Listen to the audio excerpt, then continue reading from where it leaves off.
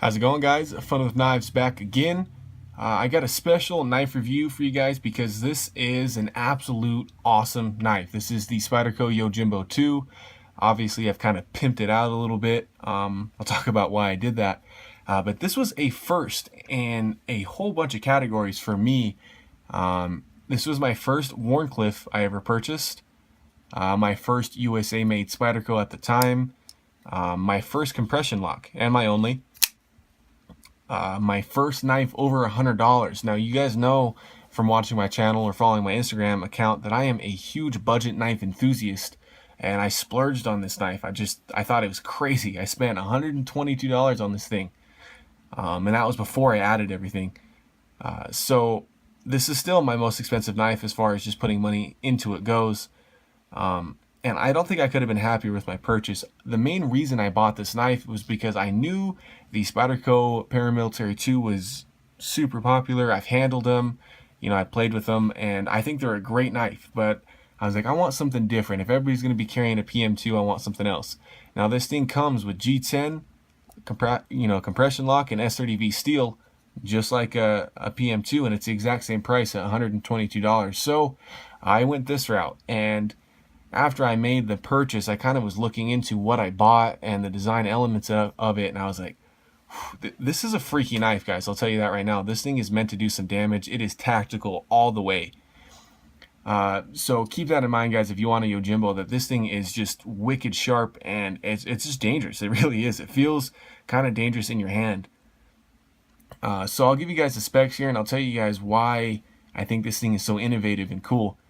We have a blade length of 3 1/4 inches with a 2.95 cutting edge, a handle length of 4.5 inches, and then a overall length of 7.5 inches, with a blade thickness of 0.16, so some ultra thick blade stock on this thing, with a weight of 4 ounces right on the dot. So as far as just length goes and weight, this is a great EDC knife size for me personally. I've raved about this kind of size.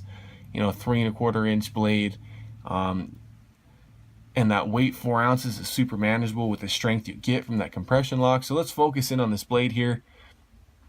This is obviously a very strict Wharncliffe flat blade, kind of that reverse Tonto thing going on. CPM S30V steel, everybody loves that steel, me included. Spyderco logo here. And that blade thickness, as I said, is 0.16 inches, but this hollow grind is one of the meanest things you'll ever see. It just comes down to just a fine edge coming from such thick blade stock. You got the spider hole there, obviously. Michael Janich, got some fingerprints on this knife, sorry guys. Michael Janich design logo there. He is just a world-renowned personal defense trainer in sharp objects and not. Golden, Colorado, USA Earth. Now, if your Spyderco says that, you probably got an awesome knife in your hands. So this blade was just really weird to me. I never thought Wharncliffes were cool looking or usable, especially in some sort of tactical situation.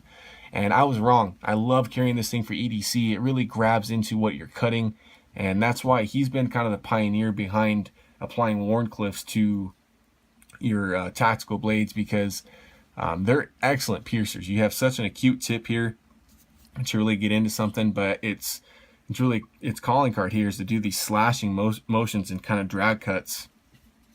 So I'm not going to pretend like I'm some sort of tactical knife expert. I'm just kind of regurgitating, what I've seen him talking about and other people talking about their Yojimbos, and it's kind of a cool club to be in, a Yojimbo owner, because it's such a different knife, and it's got its cool design history behind it and great materials.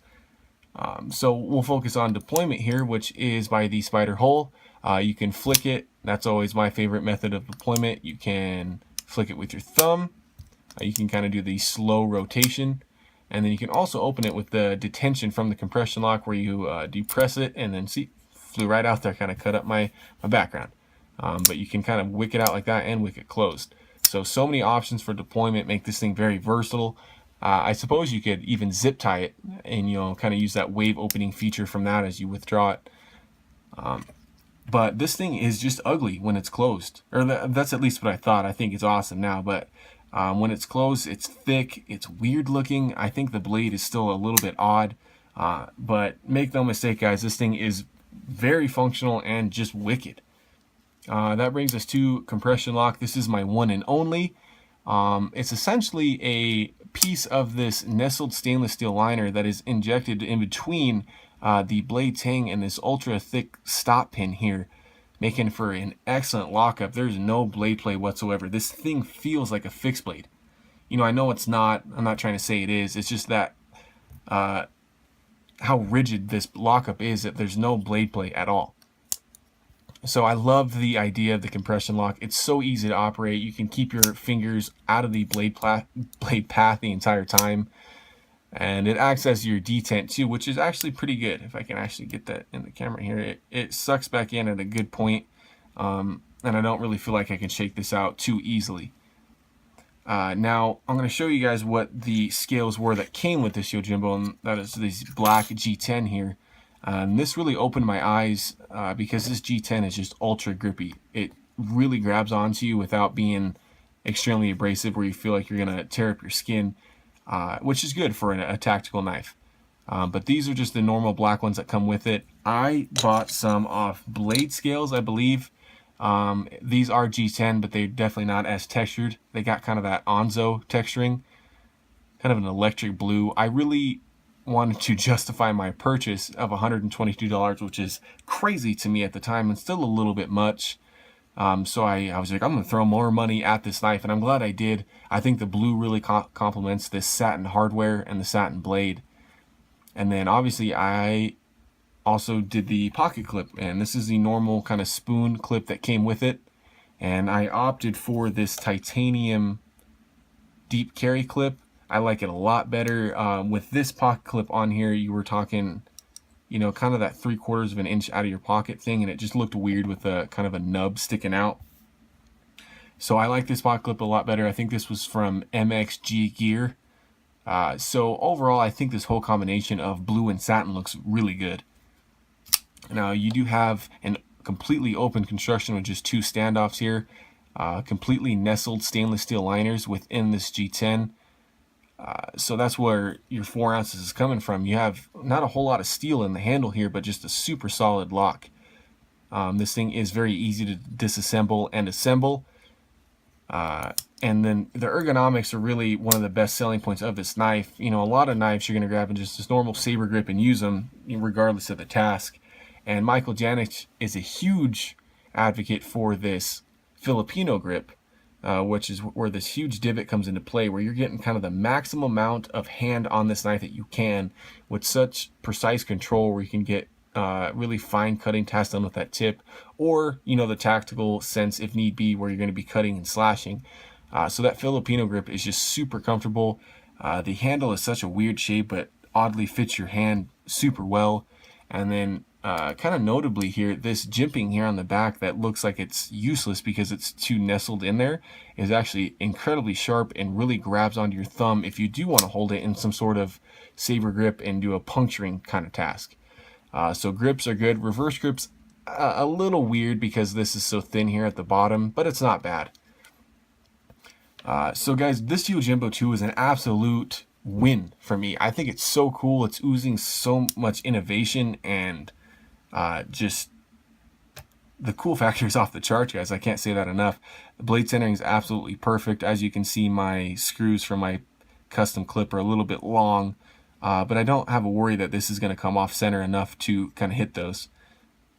But, you know, USA made, tactical in nature, very practical in use. I pimped mine out from the kind of boring black G10 and normal spoon clip to make me love this knife even more.